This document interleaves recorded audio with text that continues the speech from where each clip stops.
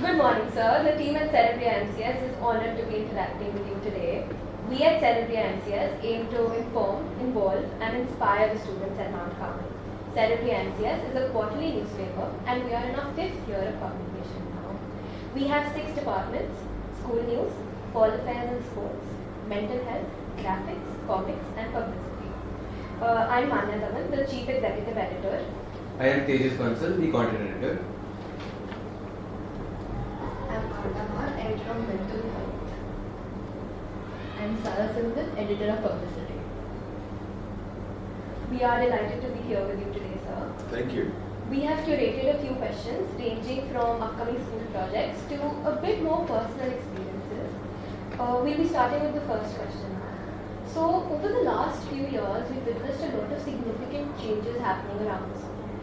So, what are some upcoming major projects or plans that you have for the school, and how would the school be changing and transforming over the next 5 to 10 years? So, Manya, we have a fourfold development of a child that we envision in Mount Carmel. As you know, Luke chapter 2, verse 52, Jesus growing in wisdom and stature, favor with God, favor with man. And we believe that's the appropriate way for any human being to grow, a very balanced sort of a growth.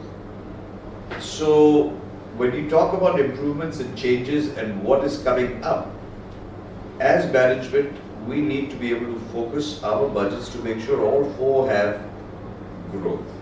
As far as physical aspects are concerned, you've already seen school has become air conditioned. All of our bathrooms have come up to the next level, where going into a loo is no longer a dreaded, ghastly experience. So, from simple things like that to our spiritual growth, where our pastoral care department has suddenly been flourishing, a lot more counselors are being added in. We are sending our staff for training now in not just career counseling, but also college counseling, so that students who by 8th or 9th decide they want to pursue public policy, or they want to pursue mental health, and they want to pursue quantum mathematics, for example. Which college should they go for? What should be their target college? What should be their safety college? All of those would be desired so that the school is able to work with the student in communicating with that college already. That is something that you're going to start seeing happening now. We are also seeing, as far as sports are concerned, we are in the process of constructing a world-class shooting range, and we are going to be introducing 10-meter air rifle, 10-meter air pistol, with some national level coaches coming in. We have a vision that by 2036, and we are hoping that India gets to host the Olympics. But Mount Carmel has a vision that we will unveil next year in the year 2026, which will be a decade of sports, so that in 2036, Mount Carmel is represented in the Olympic Games. These are some of the, in a small nutshell, the new things that are coming in.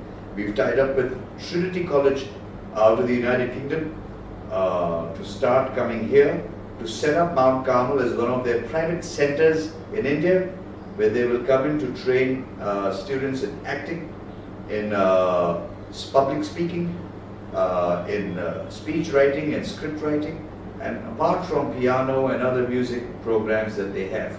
So these have just come into gear, and you should start seeing them kicking in from September of this very year. So students would be able to have degrees and diplomas from Trinity as well while they are pursuing academics here in Mount Carmel. That's quite fascinating, sir, I believe. And all the more, this year we've also had a lot of clubs, new clubs being introduced, and a 1-hour period on Tuesdays and Thursdays specifically designed for these activities. So I feel that has also been quite helpful for students, especially students who wish to manage both extracurriculars and academics. So would there be more changes along these lines as well? Well, Manya, you must understand why the clubs have been set up. More and more, when a student enters a school, and not just a student, when any human being, even my teachers or myself, when I walk in, I have woken up much earlier in the morning. I've had an evening full of mental things that have happened. I have had text messages and communications from all parts of the world, and by the time I reach my office, my brain is already semi-cooked, which is true for every student who walks in, whether it's from their Insta posts or feedback that they may have received from any other social media they may be on. They may park their phones here outside my office, but in their minds, what is the reply, what is coming back is always ticking. To de-stress from all of that, we decided the very first thing that we would do in the morning is for students to learn to use their fingers, their minds, their eyes, their talents for something completely different. Something that may end up as a career, something that may end up as a passion, something that they may pursue aggressively as a wonderful hobby. So that there is more to life than just cell phone and me. That's why we started the clubs. And I'm happy to see that students are getting into it. But really, the more a student gets into it, they're able to absorb a lot more satisfaction. The happiness quotient will certainly be increasing. It's very exciting to know, sir. Sir, have there been moments where doing what's right conflicted with what was easy, and how did you choose between them? There have been many moments here in Mount Carmel in the journey of this school. And one of the things I learned from the founders of this school, Dr. Williams and Dr. Nina Williams, was that we never do what is easy, we do what is right. A personal experience for me kicked in 2018. In 2016, CBSE took out a form called the OASIS, which was the Online Student Information System, in which they expected every school across India to provide information on every student, every teacher, and every parent associated with the school. And the kind of information they sought was to know how many OBC, SC, ST children were studying, how many OBC, SC, ST teachers, how many Muslim teachers, how many Christian teachers, all of that. I found that information to be filled with mischief and devoid of any reasoning as to why an examining body would require that. So I forbade all of our schools to fill that form.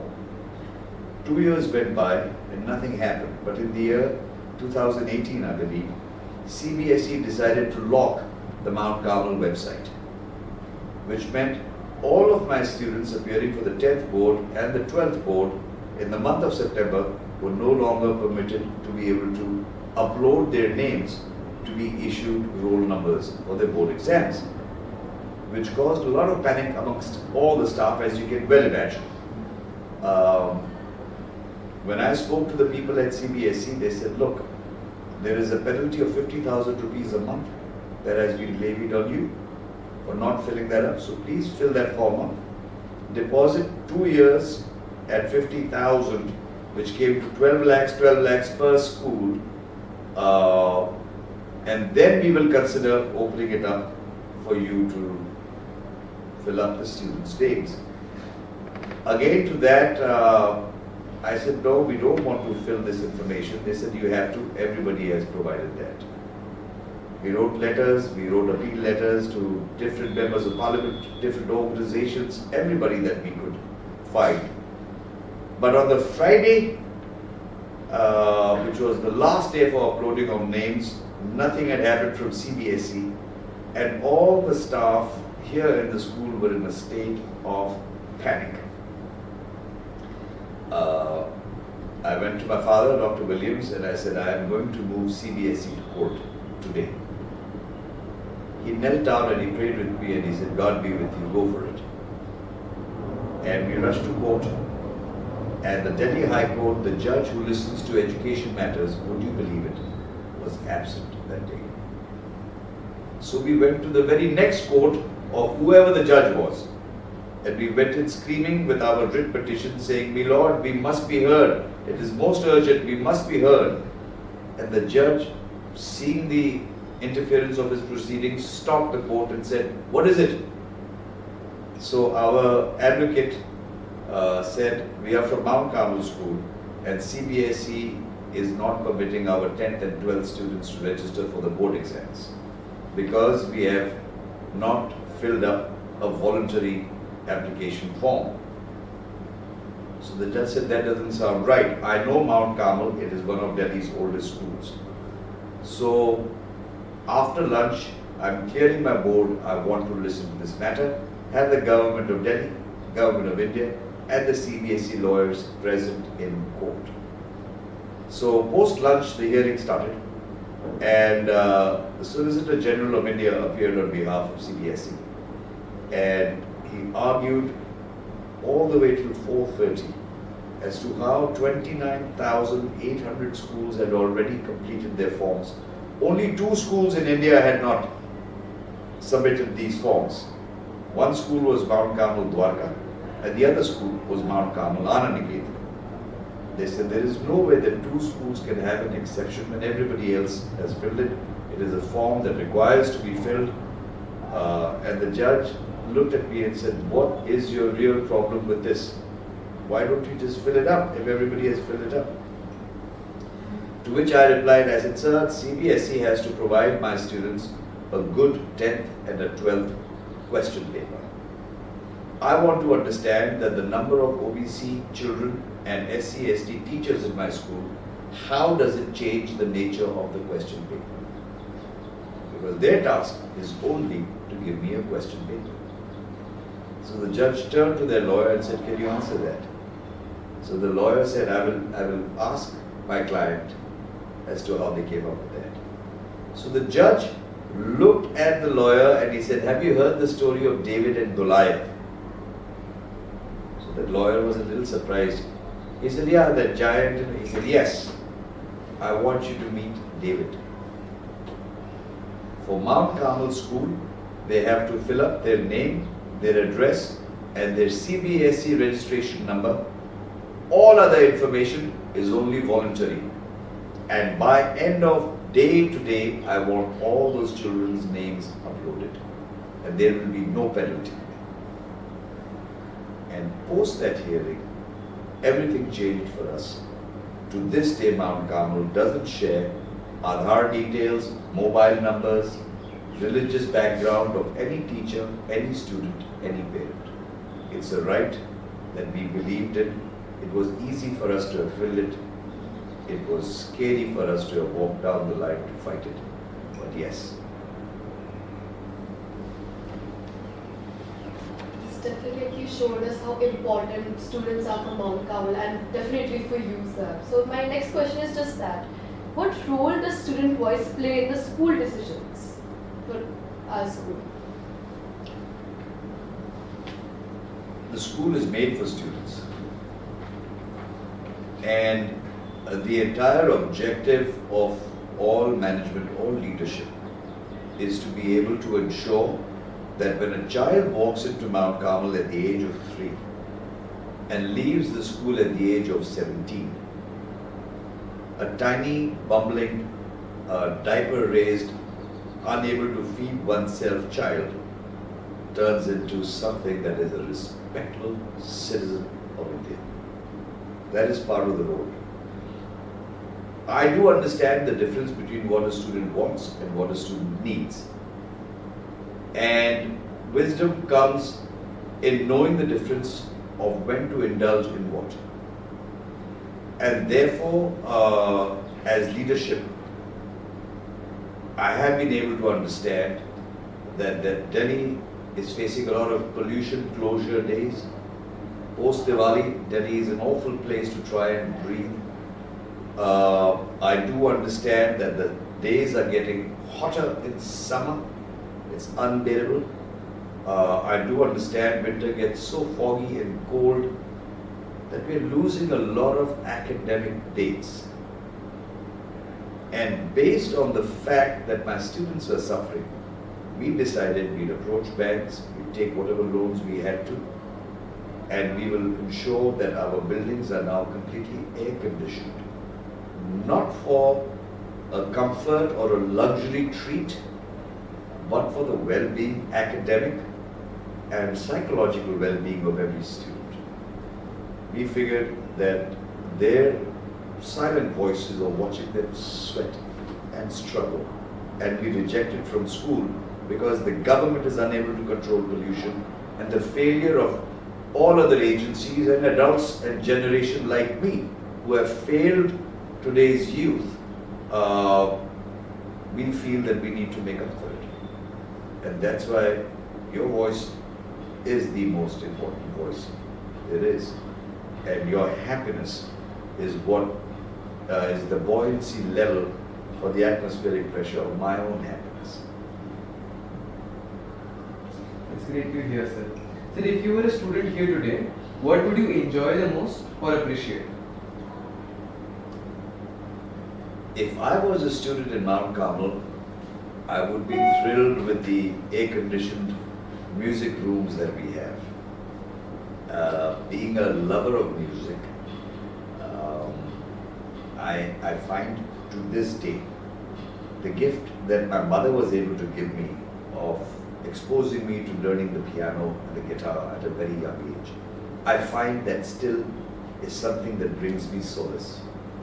I can come back home from a very troubled day, from a very tired day, and sit half an hour on the piano, and I would feel like I've just had a fresh bath under a mountain waterfall, and be so refreshed, and have all of those stresses walked away just by tickling some of those little notes on the piano, making a melody that can soothe the soul. And so I would be most excited about that. The second thing I would be about the shooting range that's coming up. I love, who doesn't love picking up a gun, taking a sight somewhere down and pulling that trigger? I think that's going to be something very exciting. So I believe all students at Mount Carmel surely would resonate with that, especially because of our awesome music program that we have here. Moving on to the next question. How does the school walk the line between discipline and justice, especially when power dynamics between students comes into play? And at the same time, what steps are taken to ensure that students are heard and they feel safe while coming forward, even when what they have to say is uncomfortable or difficult to hear at times? Maya, that's a very important question that you asked. One of the advantages that I wanted to give myself, even as I was taking on leadership of all the Mount Carmel schools, was to be able to have a good working knowledge of law. Having gone to court many times for so many cases of Mount Carmel, I decided at a much later age, almost in my mid-40s, that I would put myself back to college, and I earned myself a law degree. I did that so that I could understand what the law is and the ability to be just and fair. Discipline is perhaps the key to healthy living in any which way. Everybody would tell you that.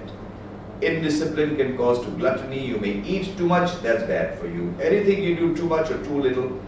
Discipline is what is able to regiment and help you walk that line. So discipline is key in Mount Carmel.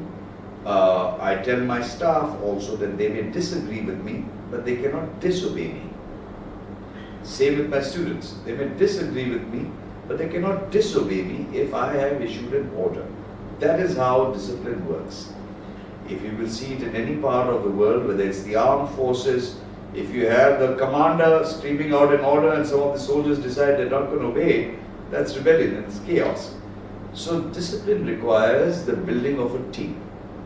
Discipline requires that everybody downstream is able to have faith in their leader, that we may not understand the gamut and the entire extent of what this order is all about, but there is perhaps a foresight, there is a vision that we need to adhere to, and let's give it a shot.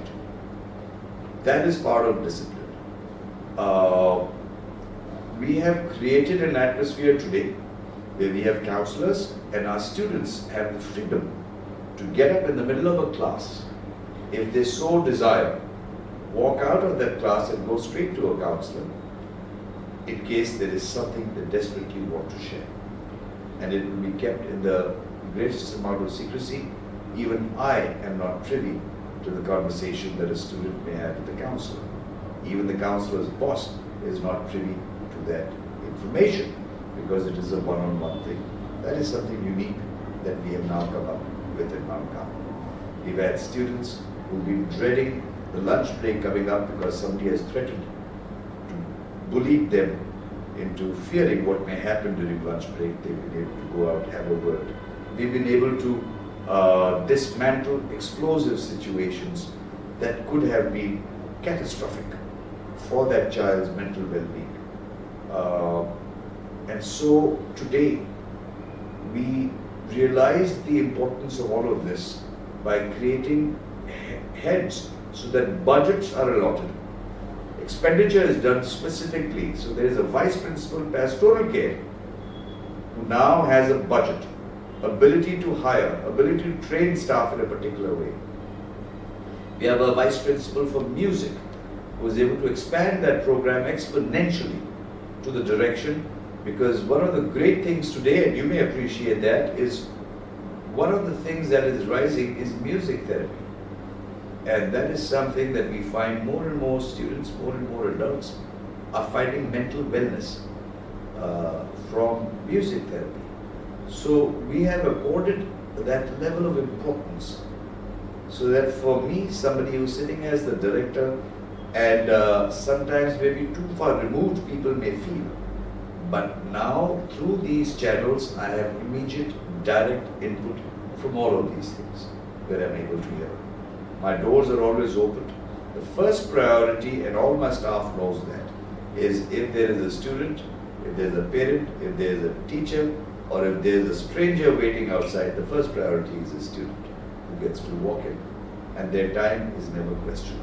They're never told your time is up. Because, like I said, this school is for the welfare of students. That's really inspiring, sir. For our next question, do you believe in the concept of an ideal student? What does a truly developed student look like to you? Not in terms of achievement, but in terms of mindset. That's a very loaded question as far as an ideal student. I'll tell you why. Because I am a student to this day myself. We are all students for life. Life is the great teacher. And the day we stop learning is the day we die. So you never cease to be a student. An ideal student who is someone who is open to learning. Many times we have prejudices in our minds, we have presuppositions, we have thoughts and ideas that we may have by osmosis garnered from somewhere else, from something we may have heard, from something we may have read, and it may have influenced us, and that is fine. But deep within our heart, a good student is the one who says, I'm willing to listen to the other side. I'm willing to consider the other side. I understand there are not just two sides to a coin, but there's also a rim and an edge to the coin, and together it makes a whole coin. An ideal student is the one who's open to learning. Sir, how do you define success for a school, a student, and a leader, not just academically, but holistically? You have to define the term success. It is a notional term depending on whom you ask. For some, the amount of zeros you have after a particular number in your bank account defines your success. For some, it's your cabinet that's filled with how many trophies you may have picked up. For some, the ability to be able to get up in the morning and do the simple chores for themselves is a huge mark of success. Take a look at a child who's disadvantaged, whether it is a physical disability, whether it is a spinal injury the child may have suffered, but the ability to be able to get up and even brush your hair is a huge sign of success. I gauge success with the quantum of happiness that comes in with it. Pure success is the one that should bring pure happiness.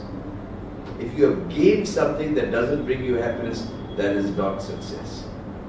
You may have gained the first prize by cutting some corners or by walking over the toes and the heads and the shoulders of your brothers and sisters, and there is no joy at the end of that first prize, it's not success. It's an achievement. An achievement is not the same as success. So even in your life of career, even in your life of marriage, in your life of being a spouse, in your life of being a parent, a grandparent, most importantly in your life of being a friend. Pure success comes when you're able to truly share happiness and laughter in that moment with somebody around. Measure your success by your quantum of being able to lie in bed to know how happy am I today. Am I happier today than I was yesterday? That will help you guide your ship towards real success. So talking about success, it reminded me that I'm 12th grade now. So my next question is that what advice would you give the 12th graders as they start with their entrance exams? All of the students who are now taking part in their 12th board exams find themselves in a very difficult situation. A, they have to study for these amazing board exams that they must take, which after a few days interval pop up like these massive 400-meter high hurdles that they must jump over, only to realize there is a 1,000-meter high hurdle or series of them beyond the last day of the board exam. Whether it's the JEE or the NEET or the wonderfully named CEUT and all of these other nomenclatures that are so tossed about and bandied about, that today my heart goes out to my 12th standard student. Like I said about success, I would say the same about your 12th board exams. Sitting here today, you will not in your wildest dreams ever be able to imagine what I scored in my 12th boards. Did I get a 99.9% or did I make it through with a 43.4%? At the end of the day, it doesn't matter. These are numbers, these are statistics, and numbers are only numbers. You will find that learning will never end. And if you are able to absorb this as part of something that you have to do right now, you are a career student. And in this career, you need to find success. That will gauge what you have to do. Give it all you have to do, because that is what you are called to do right now in your life. You have nothing else that is more urgent. You have nothing else that is more important.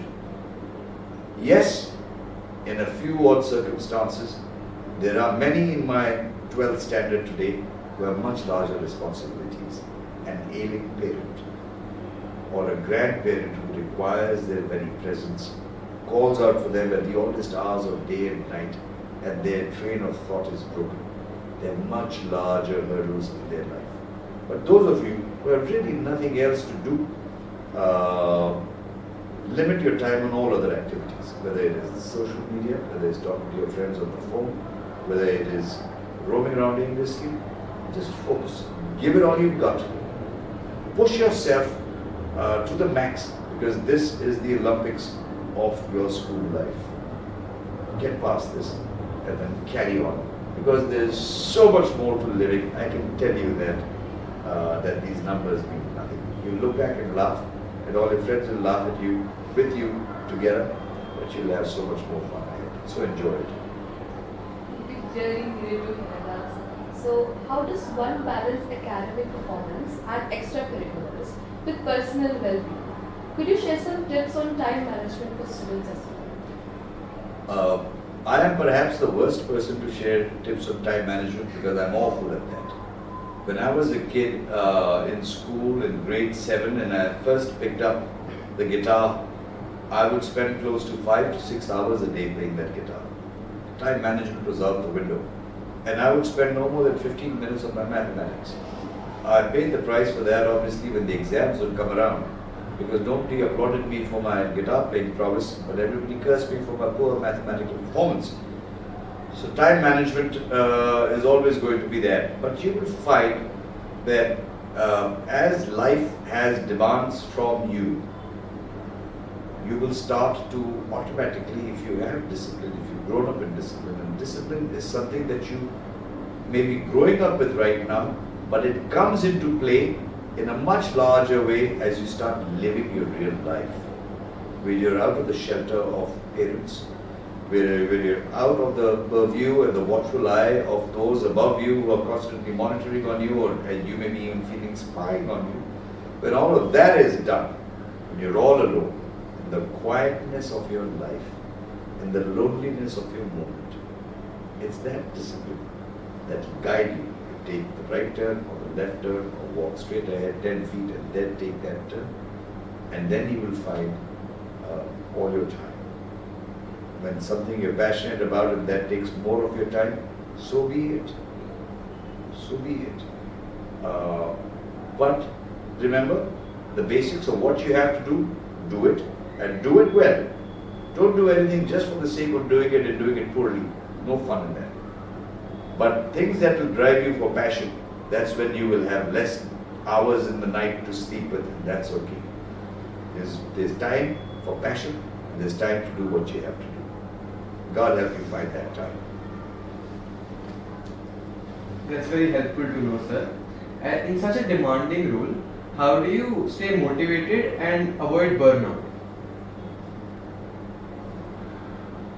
Burnout is one of the #1 causes of not just mental stress, mental illness, but also as a broadcaster, I would see that every year I would lose 30% of my young reporters who had come in all excited.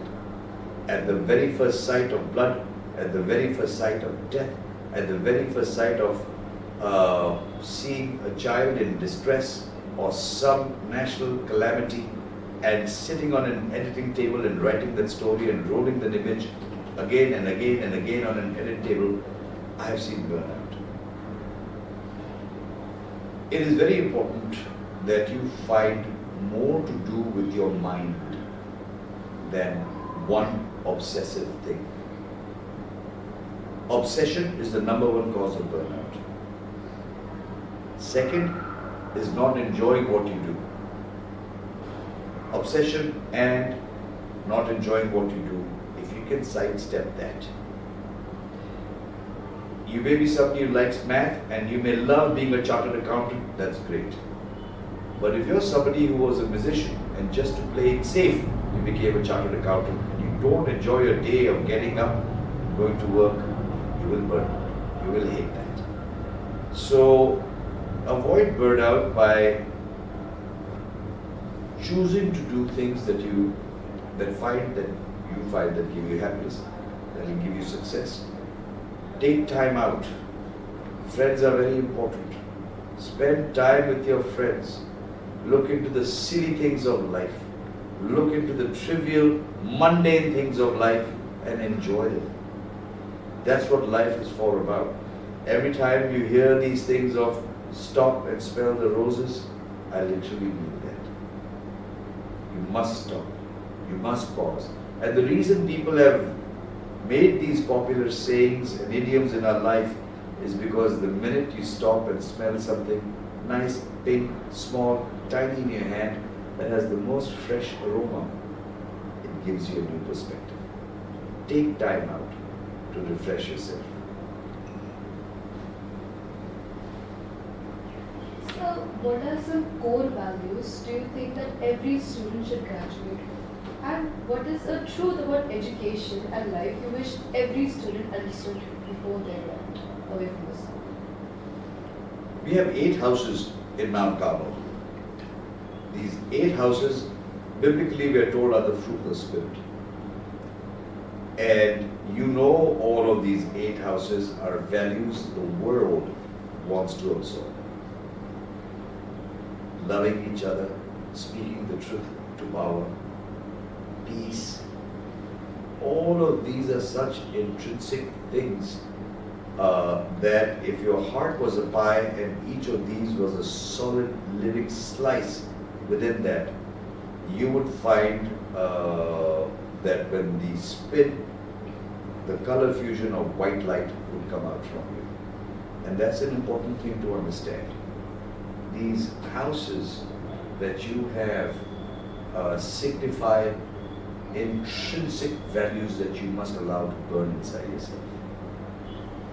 In your darkest of moments, and they will come, when you will suffer some losses, when you may fall in love with somebody and that somebody may not love you, when somebody will leave you, when you will lose a job and you will be fired, when you may stand accused of something that you have never done, when no matter how hard you try, you're not succeeding. At these times, things like patience, things like forgiveness, all of these things will come, and you must allow them to come. Let these be your guiding force. I think one of the greatest things that I see in a Mount Carmel student is confidence. One thing that sticks out, and I attend so many school functions all across the city, and I'm able to sit in crowds and I watch my Mount Carmel students perform. The light that shines out of them, the confidence with which they present themselves on a stage is mind-blowing.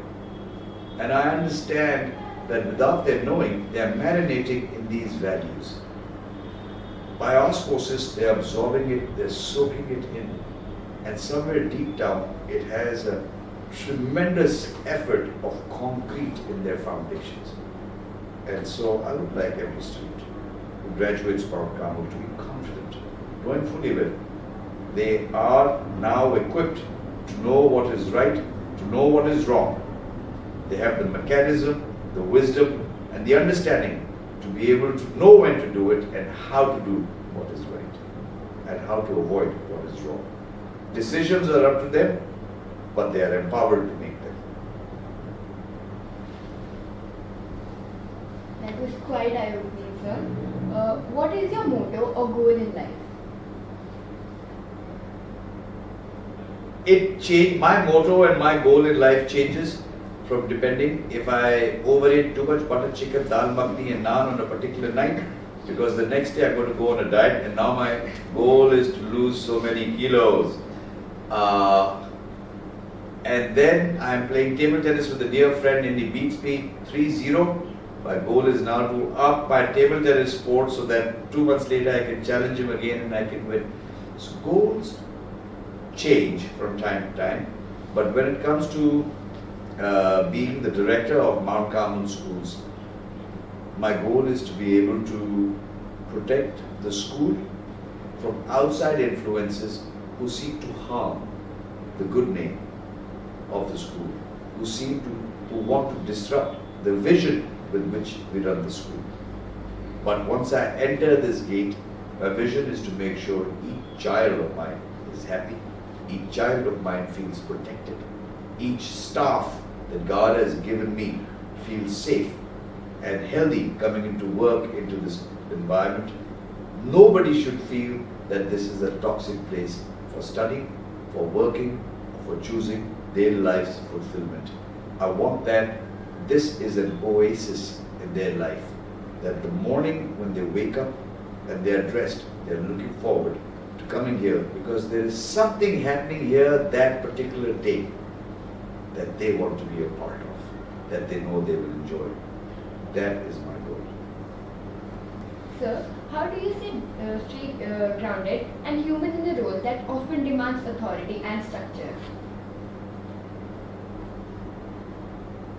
Humility is something that a human being gets when they realize that they're not all powerful. There are so many other powers that are there above you that can cripple you. A wise man has said that pride goes before a fall. That's quoted straight from the Holy Bible. I'm grounded in God's Word. I'm grounded in the scripture that I have learnt over these years. And I understand everything comes from God Himself. My ability to be able to sit and talk to you today is because God has empowered me to do so. Tomorrow, what lies ahead, only He knows. So I sit and I enjoy this day, knowing fully well that I am responsible to God for every word I speak, for every action I take. At the end of the day, He's my boss. I may think that I am the big director of the school, but it is a larger responsibility. I'm answerable to everybody, from the security guard to the conductor in the bus, to my parents, to my own teachers, to my own students. I have to ensure that the buck stops with me. And that keeps me humble, that keeps me grounded, because I want to make sure I'm doing right by each and every person here in the school. Sir, I believe that is something we as students can also learn from you, because as we go forward in life, being grounded and having humility and also understanding that God is the true boss is something which is very important. What is the most surprising thing you've learned from a student over the past few years? Talking about humility, it was a 12th standard student in Mount Carmel in 2004 who taught me one of the greatest lessons in humility. My father had a heart attack and a triple bypass, and I had taken over the leadership of Mount Carmel at that time. And I was keen to meet every graduating student who would be the brand ambassador for Mount Carmel in a few months. And as I was meeting, I kept seeing this one particular child who, on 3 different occasions, had skipped his meeting with me. To my shock, I discovered that the child was perpetually absent from the school. The teacher suspected that he was studying in some tuition or coaching center and was avoiding school. And I decided that I would have the child brought in front of me so that he could appropriately be disciplined for bunking school, because the parents were paying a fee and the child was not attending school, whatever the reason was. So the morning the student was brought to my office, he seemed a little disheveled. His school uniform was a little crushed, not completely ironed. He had facial hair growing and his hair was a little tumultuous, and definitely didn't look like a Mount Carmel student. It looked like something the cat had dragged him. And so I asked him, I said, what is going on? Are you not enjoying the school? Are we not providing you enough satisfaction over here? I was trying to be as sarcastic as I could. And the student looked at me and he said, no sir, it's not that. My mother has been diagnosed with cancer and I have to look after my mother. So I have to be in the hospital 24/7 to look after her. I said, how about your father? So he said, my father left us 4 years ago. And so it's just my mother, my sister and myself. I have to cook for my sister, I have to clean up the house, and I have to be in the hospital every single day. That sounded like a rather exaggerated story. It could either be a phenomenally dense story or it could be the biggest fairy tale anybody could have ever said. And knowing fully well how ingenious I would try to be with all the lies and excuses I would make in school, I thought, boy, this kid's better than me. I said, which hospital is your mother in? So he happened to mention the name of a hospital, and I happened to know the owner of that hospital. I said, my gosh, you couldn't have picked a better hospital because I know the owner of that hospital. Do you mind if I call up the owner? And right there I picked up and I dialed this dear friend of mine. And he picked up the phone on the second ring, and I had it on the speakerphone because I wanted this child to be aware of what I was asking. So after exchanging pleasantries, I said, I'm calling about a particular parent of mine who is in your hospital, I believe, diagnosed with cancer. There was silence for a moment, and then he said, yes, she's in stage 3 cancer, and it's a very tough time for everybody over here. But I went to call you because I am so proud of Mount Carmel, and you have a brand ambassador in a student named so-and-so who is standing in front of me. I said, oh yeah, how come? He goes, I cannot tell you. This boy, early in the morning, 5:30 leaves, gets his sister ready, cooks some breakfast, cooks lunch, packs it for her, gets on his scooter, drops her to school, and comes straight back to the hospital. He spends the whole day here with his mother, studies and does all of his homework, goes back, picks up his sister, takes her to your tuition, and then comes back to hospital. Drops her back from tuition home, and she sleeps alone, and he comes and stays here. He's been doing it every day for 3 months without a single complaint. I asked this boy, where do you study? He said, I'm from Mount Carmel, and I was so proud that this is your school. You are producing great students. I felt so small at that moment that I wish the ground would open me up and swallow me, because I could not look that student in his eyes.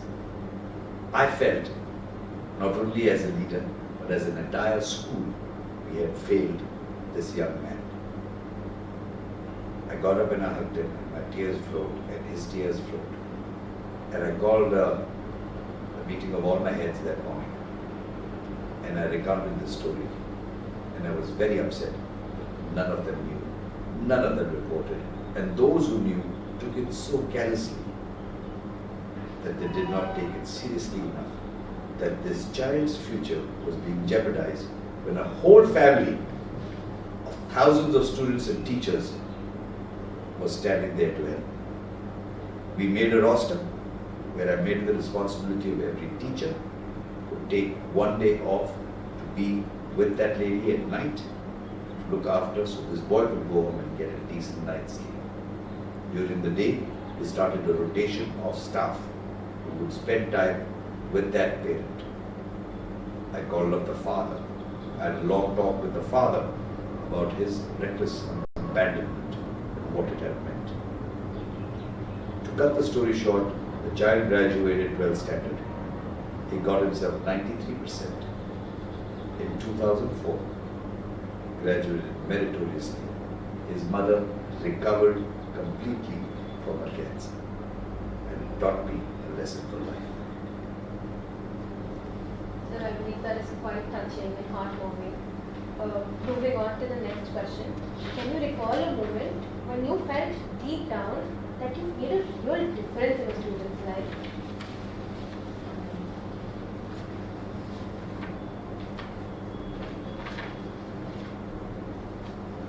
I have had many such moments. I would not like to talk about any of them because they are very personal. But I have traveled the world. I have landed at unknown airports where I have had the airport manager suddenly come and touch my feet and say, "Sir, I'm class of 2016. I've had journalist students who've come and said, "Sir, we used to listen to you in morning assembly. We loved how you used to talk, and we tried to emulate that in our lives, and here's where we are." I've had the privilege many times of interacting with students. In some way, one has impacted their lives. But the important thing is, I learned this as a journalist when I started off in radio, and then later on in television. I realized that you as a broadcaster are alone in your room with just a microphone, and your thoughts and ideas and your voice that puts it forward. But I would get thousands of letters that would come in over the months of something I may have broadcast 3 months earlier. So the impact of what you do is never measured in any quantum manner which can in any way give it a degree. But you do what you have to do without count of gratitude or success that you will give in numbers. But like I said, it's only in a happiness. And I've had many, many such, and I still continue to have those moments. Sir, knowing all that, Could you tell us more about your life before becoming the Dean of our school? I was a broadcast journalist by profession. I pursued that for 25 years of my life. I enjoyed every single day. I did radio, I did television, I did live commentary on Doordarshan for cricket. I had the privilege to meet some of the greatest of newsmakers and some of the worst of human beings. I got to be able to meet all of them. So I spent a long time as a journalist, as a broadcaster. I have produced several television films and documentaries and short films that I've really enjoyed, written scripts for many. The idea of something that germinates in your brain, which is just a trivial thought, and taking that to something that is on a screen is the entire birthing process. How for a first trimester, second trimester, third trimester of growth of an idea, filming it, editing it, scripting it, voicing it, putting it together, and then seeing it for audiences to get some reaction out of it. It's just an absolutely wonderful experience. So I enjoyed that. I was in mass media. For a long time I was also in a band. I played music. I was a drummer in the band. And I had the privilege of meeting my future wife backstage at a concert when I was 18 years old. I played the piano, I played the guitar. I have taken part in motor expeditions that I've enjoyed. I've enjoyed other things like fishing, camping, and so many other activities that I find have filled my life. As a little kid, I started collecting currency notes from all over the world, and it grew to be the third largest Indian currency collection in India. And I had the privilege to donate some of the rarest of currency notes to the Reserve Bank of India, which are still there. If you ever go to the Reserve Bank of Museum, you will find currency notes that say donated by Dr. Michael Williams. So I've had lots of passions. I've followed a lot of things. I've been in a time where my wife has supported so many of my passions and allowed me to pursue them. My mother encouraged me in so many of these things. I was super blessed. So yes, there are many things to me than just Dean and Director of Mount Carmel Schools. So, sir, talking about life and memories, what would be your most memorable meeting with the world leader? I remember when I had interviewed President George W. Bush Sr. at the White House. I had gone as a young reporter. I was working with CBN World News. I had set up the camera and I was sitting right next to the camera with my microphone plugged in on my lapel, and the President of the United States was sitting in front of me. And I started off questioning and began my interview, and he was answering me as best as he could. And I heard the tape finish on my camera. So as I stood up to change the tape, the camera tipped over and fell. And I realized that I had not locked it on the tripod. And the President of the United States got up and he laughed and he came running over to me and he helped me put that up. And he said, "I hope it's not broken." That was a remarkable moment for me. I remember meeting our Prime Minister, Honorable Shri Narendra Modi, at his residence, wishing him for Christmas. I remember having the opportunity to tell him that he's now taken on the role of the new father of the nation, and that he was responsible for the welfare of each and every person, regardless of their faith, regardless of their likes or dislikes, of their color or their sex, to which he agreed, and he said, "I will do my best." These were some remarkable moments that I've had, to name just one out of many. That seems like quite an experience for you, sir. For our next question, please tell us about your journey with NBC and how you got nominated for the Emmy Awards. When I was executive producer with NBC in New York, I had a chance lunch meeting with a Supreme Court judge named Justice Frank Sedita. And Justice Frank Sedita informed me that in New York, there were so many houses that had been taken over by the police, by different departments of government for non-payment of tax, for drug busts and other things, and these houses were lying in states of decay. And he said, "I wish somebody would fix these houses up so that New York and the city of Buffalo, all of that would look as great as it always did." This gave me an idea, and I contacted producers who made lumber, who made roofing materials, and all of the other things, people who made windows, and I asked them, if we were to redo a house, would you be willing to participate? They all agreed, and along with Justice Sedita, we agreed for the city of Buffalo and the mayor to give us these houses for $1. We bought the houses at NBC for $1. We had all of these agencies and sponsors come up, fix them and show people how to fix your homes. And the show was called To Your Home.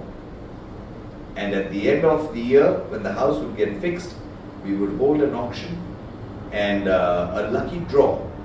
And Justice Frank Dita and the mayor would pull out a name of a single parent or somebody homeless who needed a house, had a job, and one lucky winner would get that house for $1.